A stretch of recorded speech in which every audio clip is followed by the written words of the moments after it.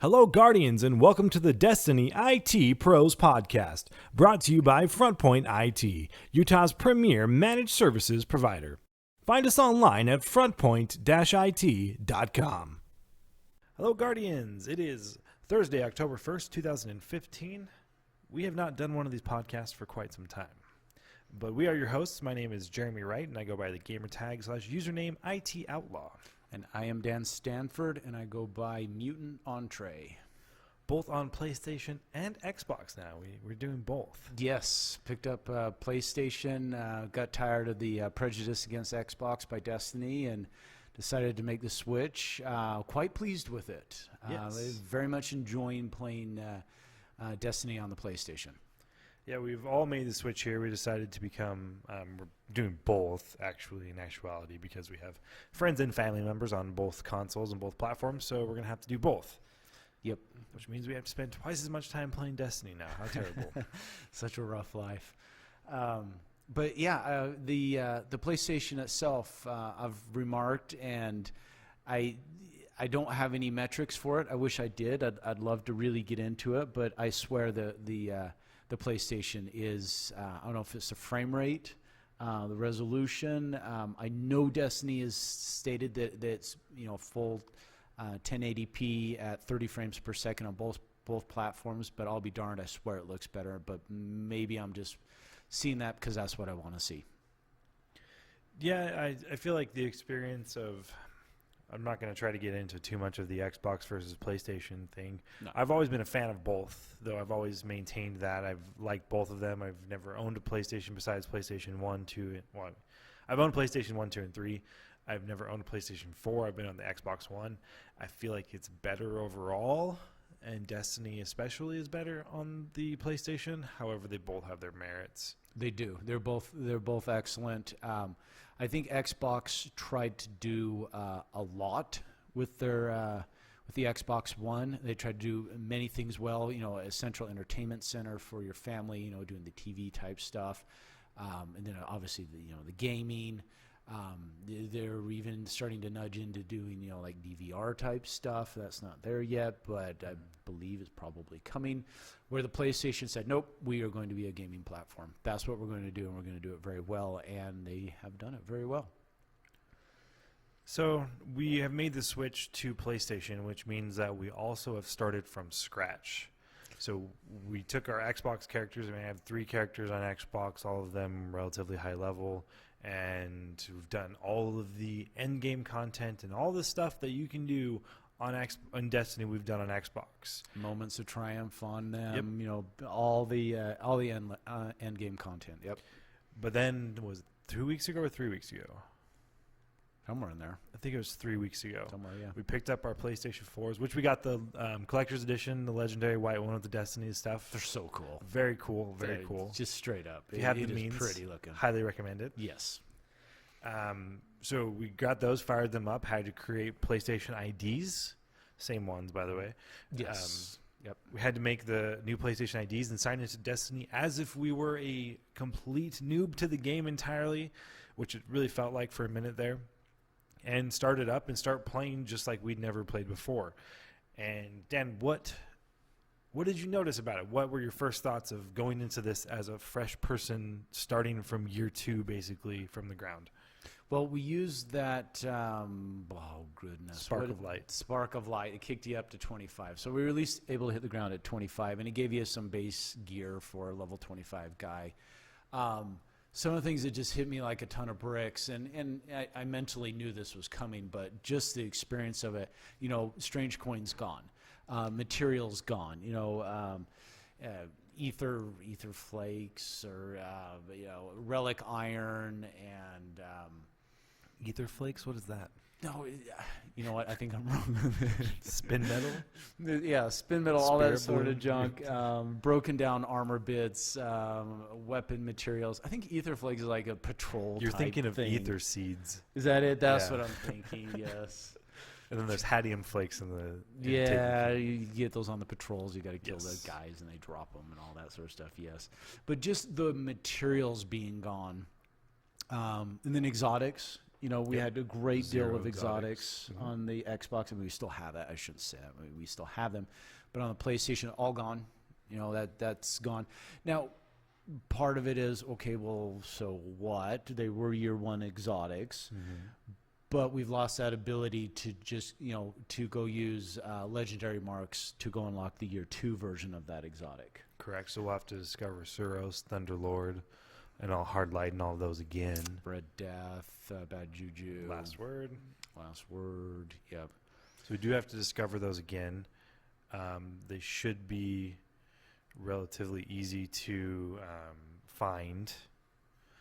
Again, for us, we can just do the year 1 material. But one of the things that I noticed that hit me first, you don't have to do year 1.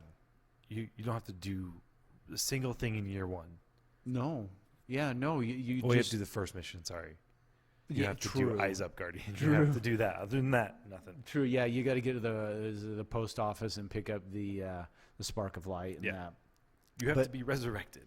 Yeah, but at that it was just you start right in on the Taken King storyline and just go with that. And it took. I'm sure you guys that play the game a lot, you know, I'm sure you could do it in a day, get back up to 40. But it took a couple of days for me to get back up to 40. Yeah, It wasn't a huge deal. been 3 weeks casual playing, like an hour here and there for me. Level 40 with 258 light as of now. I could probably be 260 if I move my gear. But I'm at obviously 40 and 245. I'm floating in the mid to high 240s at the moment on light level. so part of the reason that we haven't been doing this podcast is because we are no longer experts in this game. Not that we were incredibly big experts prior, but we felt like we had a pretty good handle on what was going on How to in the get- Destiny world. Yep, how to get things, where to go, how to deal with this strike, how to, you know, we were able to throw out, you know, tips and tricks and stuff like that we'd come across. But holy cow, Yeah, now we have no idea. it is amazingly different, this game. I mean, it's the same game, but it's Completely different. It's completely different, and the content, the quests. You know, I'm working on quests, and I just last night I was working on one, and you know, I'm kind of scratching my head, saying, "Who am I supposed to kill? Where am I supposed to go?" I mean, it's over. I feel very overwhelmed by the amount of changes, and I guess I don't want to speak for you, but I felt kind of like I wasn't qualified to even do this podcast. You know, to talk about what's going on with the game and to go over it. But we've been talking about it, and we do have some things that we did want to discuss. I think will be of some value. Yeah, I haven't been watching as much Twitch about Destiny lately, and I haven't been reading as much because part of me wants to discover these things over again.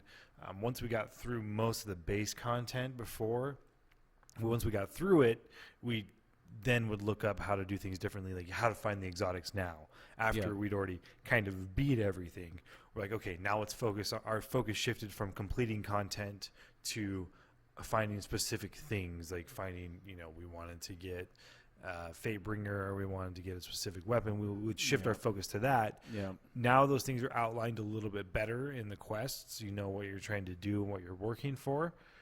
So there's not that need to look online, but now it's just trying to like get to. Before I didn't feel like I'd beat the game, but I felt like I'd come to a point where I was okay with being done with it. For like, I got to a point where I was like, I've done almost everything there is to do. I've beat everything on hard. I've done all of the, you know, Prison of Elders, whatever. I haven't done everything in the game, sure, and I haven't found everything, sure. But all I'm doing now is Almost. building an inventory of stuff Yeah. because I need it for something. Yeah, almost. I mean, we were at before the Taken King. We were at the point where we were just chasing very specific items. Yeah. You know, I want to get, you know, say the Mythoclast, or I want to get, you know, Fatebringer. You know, very unique things. The crazy Necro gun. Necrochasm gun, you know, chasing very specific items like that. And as far as, you know, saying doing a Nightfall and stuff like that, you just walk through it with our eyes closed. Not anymore. No. Completely different. Yeah, And it kind of brings me to my first point I wanted to talk about is, to me, the game feels harder. And I don't entirely know why. Granted, I don't have as good of weapons, and that makes a world of difference. The ability to have, say, a tracking rocket launcher, or a primary that does elemental damage. Those things make a tremendous amount of difference, and have lost all of those. Not just because I moved to the PlayStation, but because they were all year one gear and they're worthless now. Right. But it really seems to me that the bad guys are tougher. Well, There's keep in something mind about it. we were pretty much at the level cap forever. So unless we were doing endgame material on hard, we weren't really fighting up a level. At the moment, we're pretty much going into everything at a disadvantage because we are slightly lower or at the level. We don't have the perks that we had before going into it. Well, a lot of things. I was doing the daily the other night, and come up against just a silly wizard, a yellow bar wizard. Nothing to scoff at, but at the same time, before, drop a rocket or two on that, done. And move on. Now, my rocket launchers don't have tracking. I've got my sword, which means I got to jump up. I got to get there. I got to get from here to there to the wizard. I got to get the guys in between.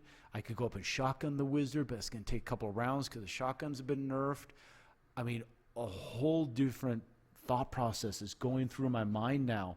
How am I going to beat this wizard that was so simple to do before? Really enjoying the Taken King and what they've done with it, and kind of the reset and all the new quests and all the new content and that. So by no means, don't get me wrong, I'm not digging on it at all, but I am very surprised at the amount of rethinking I am doing as I'm coming up against these encounters. And oftentimes, I'm switching gear on the fly also, because I really, it'd really help if I used a scout rifle versus an auto rifle right now. What is sword time? Nope, it's sniper time, or it's rocket time. Anyway. But part of that problem is that we don't have all of those things anymore. And definitely not of near the quality. Yeah.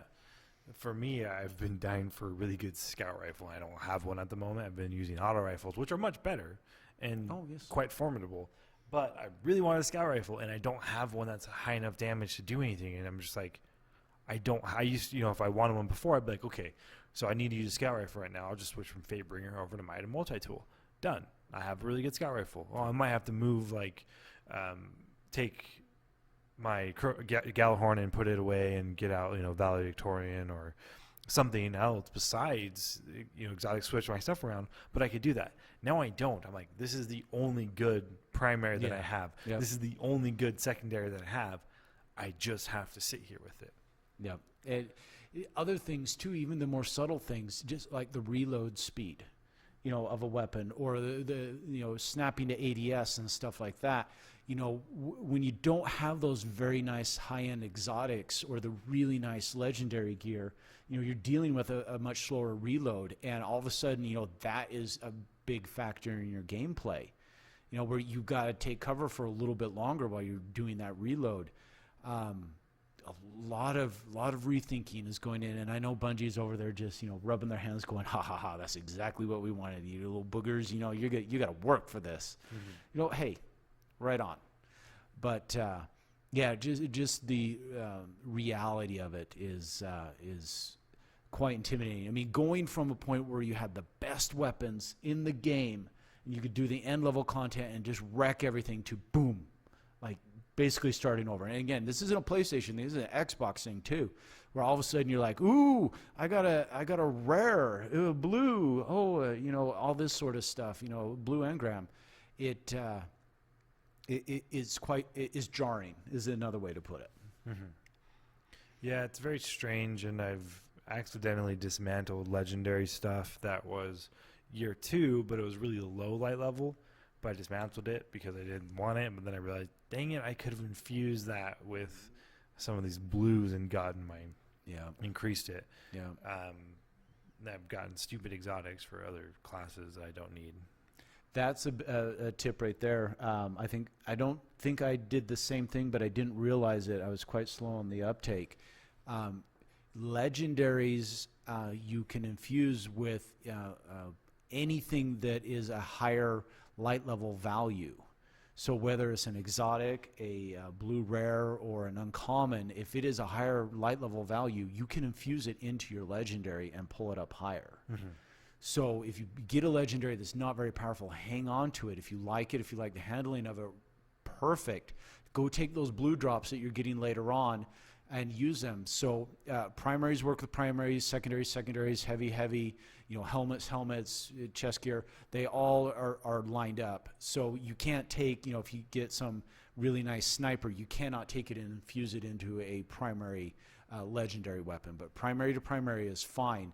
A hand cannon into an auto rifle is not a problem. And then also with that, it doesn't matter what class the item's for. So if I, for instance, have exotics for a hunter or for a warlock and a titan, but you can infuse them into hunter gear.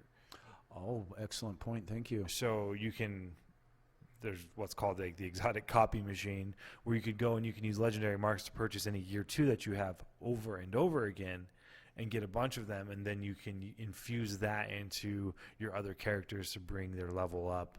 Or it's nice because if you get like a gauntlet that you already have 1 or 2 of, or you don't want them because it doesn't have any perks that you find useful, you can easily upgrade the gear that you have with that to make it a better piece. Yep.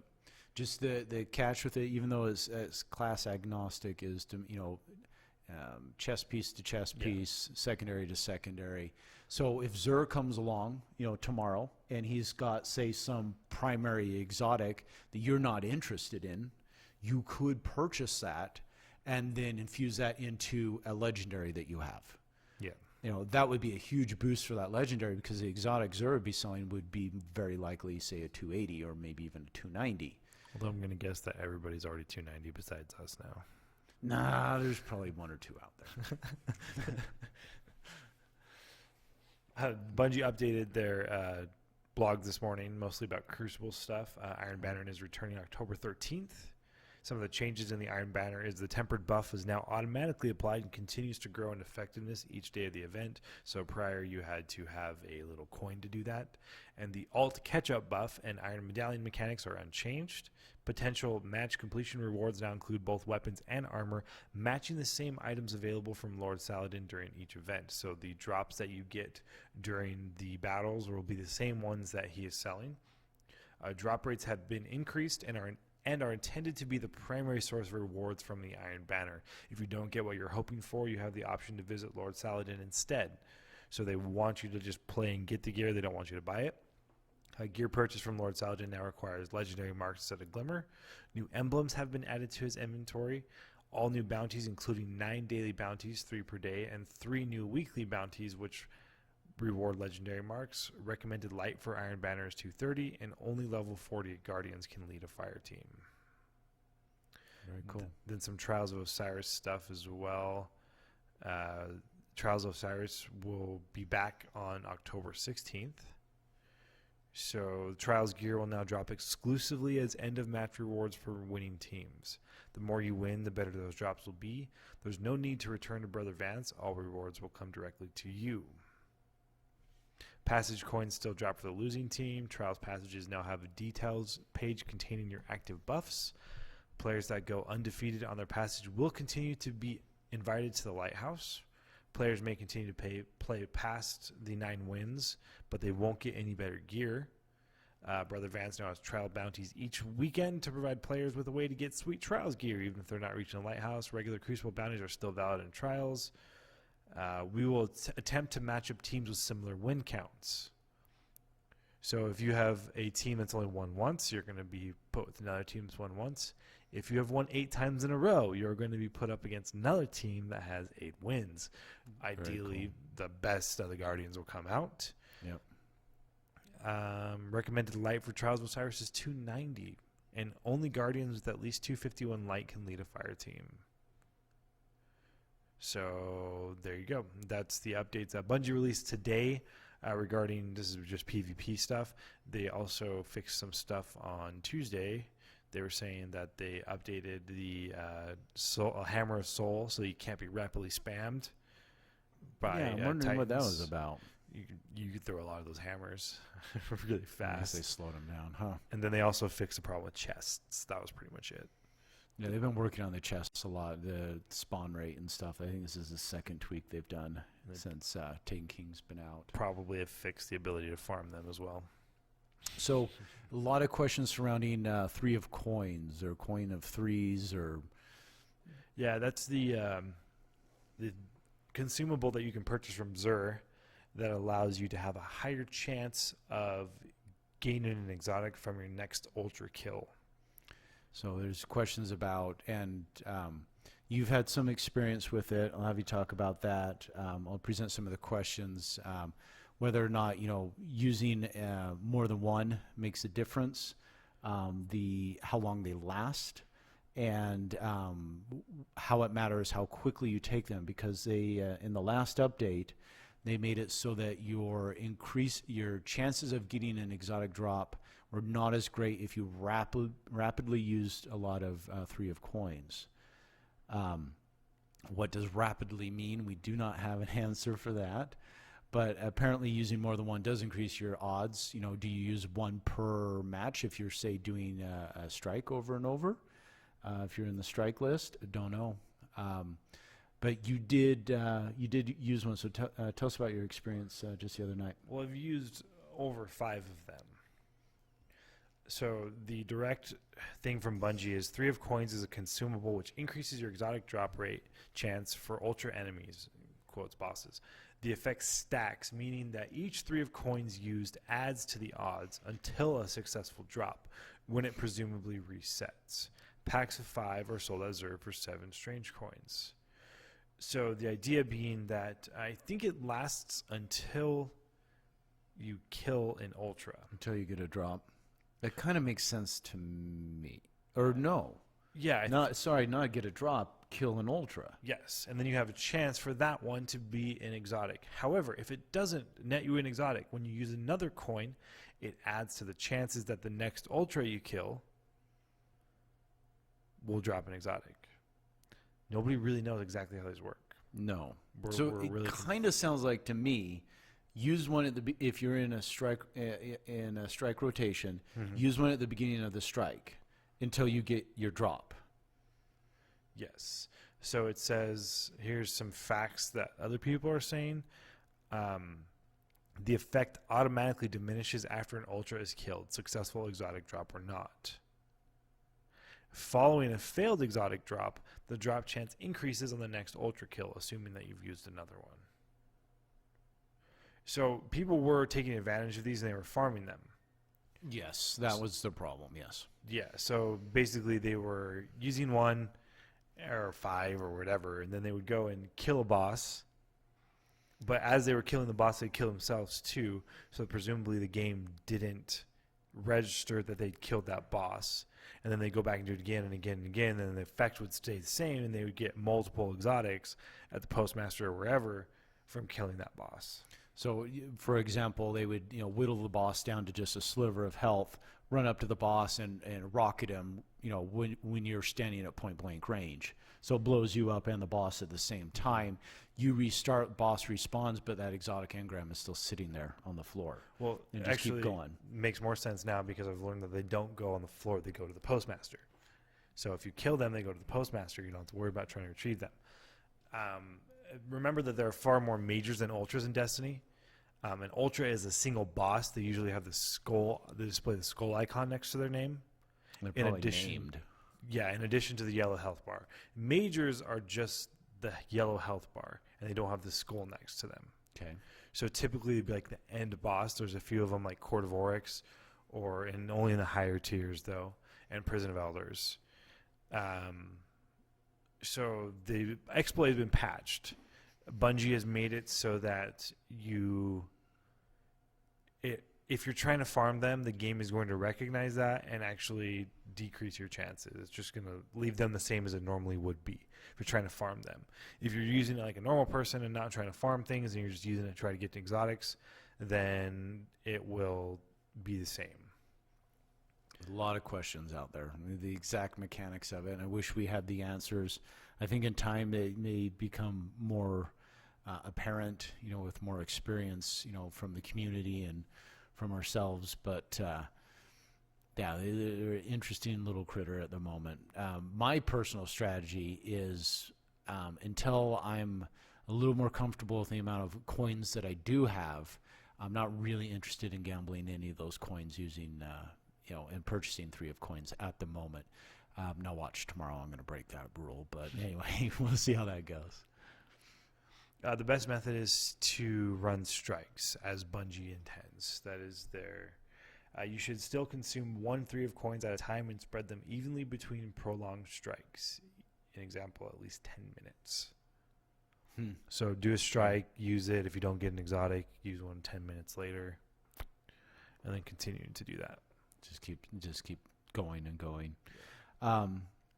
Remember though, if you used, there's 7 strange coins. So if you use 15 to get 1 exotic, that's how much you would cost to get a exotic from Xur. Yep. I got 2 from 5. So you got 2 exotics from using 5 coins. Yes. They're not any that I want, and I can't do anything with them at the moment, but I have them. Oh, yeah, they're for the wrong classes. Huh? Yeah. They're in your primary class. One thing that Destiny's been running around talking a lot about is now is a great time to start playing Destiny. And it is, because you can start out just like we did with the PlayStation, and that was part of the impetus behind that, is you can go from 0 to 25, and you can kind of hit the ground running and go from there. The one thing that kind of begs the question on my mind is, are they going to do this at the beginning of year 3 and the beginning of year 4 and the beginning of year 5? I suspect in a business standpoint, they're going to have to do something. By the time year 8 rolls around or something like that with Destiny, they can't make it impossible for someone to go out and buy the game and to start playing.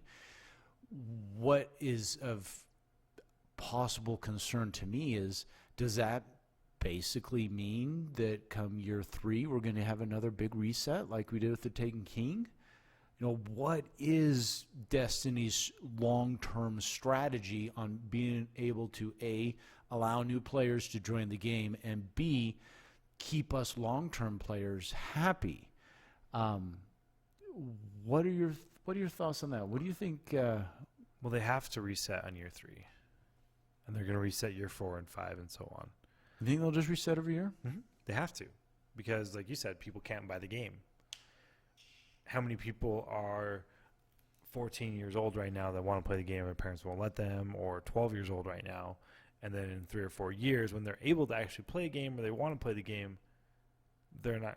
It'll be like this weird little lingo that you have to get used to try to get into it. They're not going to want to do that. They want to lower the entry barrier to the game. So every year it has to reset.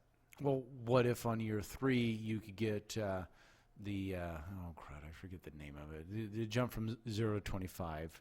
Spark of Light. The Spark of Light, and it jumps you from 0 to 45. Maybe that's what they'll do, but again, this leveling system they have right now scales much better than the previous one. Yes, this one seems like it might stick around. Yes, so there'll at least be that for us. So come year 3, we'll be able to, just continue to play probably with what we have. Maybe you're right. Maybe they'll just give you a Spark of Light and you'll go up from 0 to 45 or 0 to 50, and then you'll be 50 now, and you can start playing the year 3 content like year 2 didn't exist. And then for the rest of us, we'll just continue on our way, and we'll get better gear again and again and again, and just be like we were at 0, be like we were at 50, just leveled out, and just continue going. I guess the question is it set up in a way now that using, with the infuse ability for, legendary and exotics, is it possible that you could have, say, an exotic, a year 2 exotic, say, in a Seros regime, and be using it 8 years from now in a proper manner? Maybe if they decide to let us take it into year 3 or year 4 or 5, 6, 7, 8. I think that was one of the most jarring things. That they kind of, if you will, sort of took that stuff away. Well, not kind of, sort of. They really did. But now they set the precedence that they can do that and will do that. Yes. without blinking an eye. And Yes. is anybody complaining about it anymore? Nope. No. We all forgot about it. I still have a hole in my heart, though. Yeah. I say that every time I have a podcast, I'm going to say that. I still have a hole in my heart with Gallahorn being gone. But, is the mechanism, the way that they've set it up now, is it sustainable? Or will Destiny do it? Or are they going to find themselves in a pickle again come year 3 where they sit back and they go, oh, well, you know what, Thunderlord, that particular perk on Thunderlord made it way too powerful, and so, we're just going to retire that like they did with Gallahorn or, any other number of weapons. A lot of questions with that. And let's say they do reset it every time. Mm-hmm. And they take the weapons away, basically like, a Taken King every year. Is that okay? I think so, as long as the content stays relevant and good, and as long as it's enough for us to keep playing, I don't think we'll have that big of a problem with it. If they make the game suck, then yes, we'll be mad about it. Sure. But we were worried about it when we started playing Taken King. We're like, this is awesome. There's so much to do. There's all these new weapons, all this new stuff. We just forgot about it. Like, I can't use Fatebringer, and like certain times I'll be like running through a pack of Thrall, and I'm like, I really wish I had that gun right now. And then other times, you're fighting wizards, you're like, I really wish I had Gallahorn. But you just make do with what you've got, and you just keep going and know that there's something out there that is better than, hopefully better than Gallahorn or on par with it, and you're going to find it and use it, and hopefully it'll, keep us wanting more and different things. It kind of comes down to, what do we want as players? Do we want just simply new content? Do we just simply want new weapons and new content, and that's all? Or do we want basically to re-grind weapons with content and, the whole enchilada? Where is that? And I think that's Bungie's gamble. If they just simply release new content and they let us keep our guns going year after year after year, are we going to get tired of it? This gun works the same every time. There's really no better gun. There's that gun over there, but I really don't feel like grinding it out and leveling it up and getting it to the proper level. I'm just going to stick with my same guns. I mean, that's basically what I was doing before the Taken King came out. I had one build. Mm-hmm. It was just all around is just fantastic. I could basically do whatever was needed. I might swap a gun here and there, but that was about it. If that were to continue year after year, I bet we would get very tired of it, and we'd get bored of the game and go away from it. Mm-hmm. But with this, I mean, just being such a ridiculous challenge every year, a whole new set of mechanisms of gameplay. The quests and all the new story missions. The new way to find exotics. Just this overall reshot of it. I think Destiny's on track. Yeah, I just wish that we had a new disc this year. Because I mean, in the sense of, I wanted new areas besides just the Dreadnought. Like, we didn't, sure, with House of Wolves, we got the Reef, and we got to play a few new levels, and then on this, we got to play a few new levels, but it was mostly the same areas again. Yes. It was going back through the same stuff. Yeah. I want to go to Neptune. I want to go to Jupiter. I want to go to these different places in Pluto, and I imagine that's on down the line. We're going to be seeing those things, hopefully. But I don't want to just have one new area. I want a release as big as Destiny 1.0 on... Get like 5 new areas. Yeah, I want to not have to go back to the Earth again. 30 more missions and stuff like that. That's what I want. Or not missions, but story missions, storyline to follow. Here's another hypothetical for you. Will Destiny ever do that, or is their plan, their model, to just keep doing DLCs forever and ever? And never actually do Destiny 2. Well, at some point they kind of I think there's a technological roadblock to it. I don't think so. I mean, you look at the Taken King. I mean, it's got a whole new splash pages. I mean, it really is just a whole new game. Yeah, but it's the same disc. Yeah. and it's based off the same initial install data. That's what gets me is then if they keep adding to the DLC, eventually that game's going to take up our whole thing hard drive. Oh, yeah, good point. So I mean, technologically, we have to be able to delete the first one and install the second one, and they'll probably have like some migration tool, like they have to. Well, Bungie holds your character anyway. Yeah, so I mean, they it's just there in have the to hold cloud. that data set and stuff, Yeah, so that we can delete the game and then install a new one. Yeah, you get Destiny 2 or something and install it, and it just import your character, and off you go. That's what I want to see. That's what I was hoping for with Taken King. It was a whole new disc with these tons of areas and all this cool new stuff. Because Dreadnought's pretty cool, but it's not big enough. Like, we went to Phobos, and we went to the Dreadnought. Then the rest of the missions are just other places. Yeah. Same stuff we've already done. Sure, we unlock like a few new things, like you go into Rasputin a little more and whatever, blah, blah, blah. But I wanted to see, like, everything else. Like, I want to go to some crazy planet that they made up, like, not just our solar system. I want to go to one somewhere else and do something.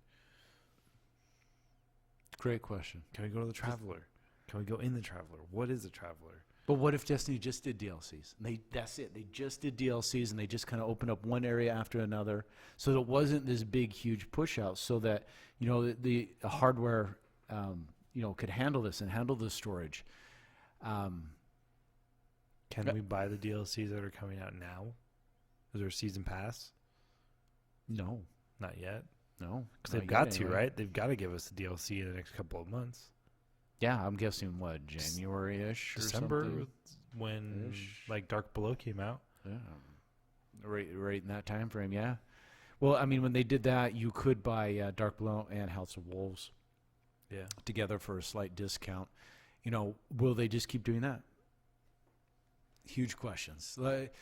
Just interesting thoughts to stew on, listeners and viewers, about where is the future of Destiny and what does it mean? And I mean, this game is absolutely epic. I mean, I've elements of this game you can pick out in other games out there, but as far as bringing this all together the way that Bungie has with this game, is unprecedented.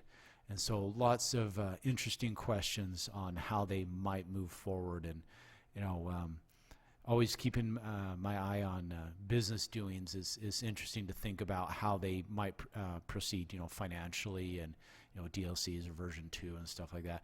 I'm guessing that if version 2 comes along, perhaps let's say year 3, it'll ditch the old consoles. At some point, that has to happen. Yeah. Well, and then keep in mind, in 7 years from now, they'll be not ditching current consoles, but the next generation of Sony PlayStation and Xbox should be coming out at that time, in which case we'll be purchasing those and getting the game on that. Yeah, the life cycle is about every 10 years. 8 years usually. 8 years on the consoles. So yeah, there would be a whole new console coming out at some point. Fantastic game. It's so much to do, and just like you mentioned, I mean, I'm not really interested in just blowing through it and just chewing it up and hitting the raid as soon as possible and reporting about the raid and this happened, all that sort of stuff.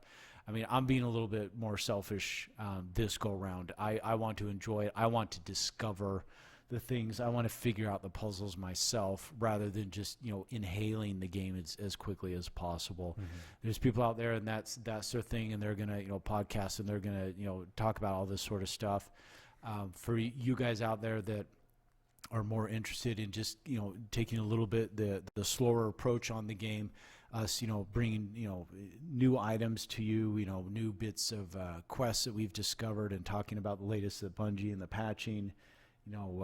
That's where I personally see where the podcast is going. But you're in charge, Jeremy. So what do you?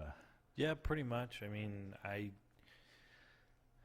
don't have the time at the moment to necessarily play it as much as I would like to, and to be able to just sit down for hours and chew through it all. And I'm trying to really figure it all out too. As I'm looking at it, I'm not just oh, here's the next quest step. Okay, let's go do that.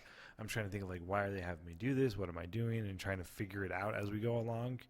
And so we said, part of the reason we didn't do a podcast because we're not really experts anymore in the game. And I will be eventually, I'm sure. Oh, yeah. Yeah, we'll figure it all out. Before the next DLC comes out, we'll have a real good handle this on it. podcast is really going to shift focus from facts and shift from being an expert and talking about the next thing to what have we learned, what are our emotional experiences playing the Taken King, what are the things that we're seeing, the things that we're feeling as we go through it. The news, Yeah. the updates, the information that we're picking up from Bungie and reporting that. Yeah, no longer going to be really your expert opinion on Destiny. I mean, sure, we're experts in everything else in life, granted, so we can apply that to it, but we're not experts in the Destiny world anymore. So we will try to maintain being experts in some way, shape, or form of trying to understand it and figure out what's going on, but we're not going to have the latest and greatest unlocks by any means. But we'll always enjoy the game, and we'll always bring to you guys what we're finding and what's going on, and basically try to keep our ear to the community and report all the goodies, the fun stuff, and what we think of the game. So that's pretty much it. That's all I've got for this week. Yep. So thanks for listening. As always, this podcast is brought to you by FrontPoint IT, Utah's premier managed services provider. Find us online at frontpoint-it.com. We are your hosts. My name is Jeremy Wright, or IT Outlaw on PSN, Xbox, Twitter, YouTube, and Twitch. And I'm Dan Stanford. I go by Mutant Entree on both the Xbox and the PlayStation. And I hope to see you Guardians out there. Thanks for listening, and have a fantastic week. The way I